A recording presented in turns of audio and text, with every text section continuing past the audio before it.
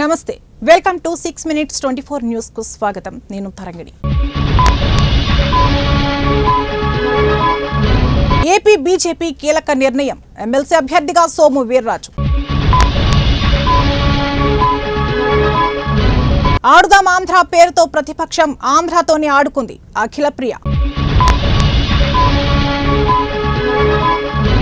America white house వద్ద కాల్పుల కలకలం నేను రిటైర్ కావడం లేదు ఛాంపియన్స్ ట్రోఫీ గెలుపు తర్వాత రిటైర్మెంట్ పై రోహిత్ క్లారిటీ గ్రూప్స్ ఫలితాలను ప్రకటిస్తే ఉద్యమమే మందాకృష్ణ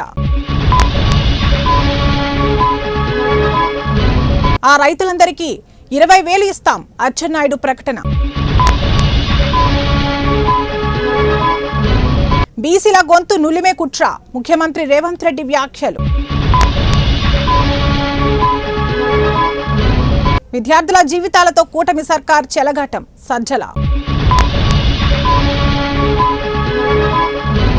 ఎమ్మెల్యేల మాట వినాలి కలెక్టర్లను ఆదేశించిన ప్రభుత్వం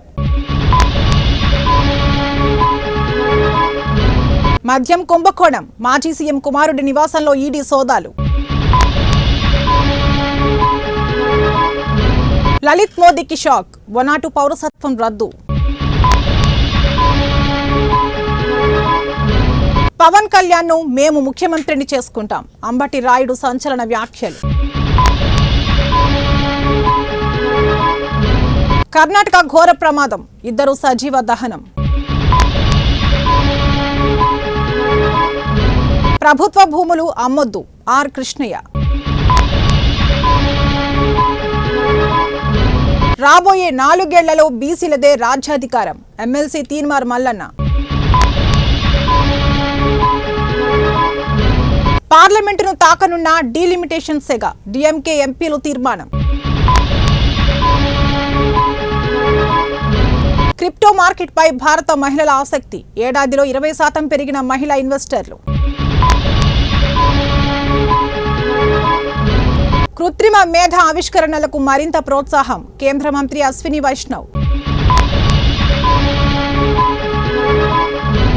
మహిళలకు ప్రతి నెల 2,500 రూపాయలు ఢిల్లీ ప్రభుత్వం తీపి కబురు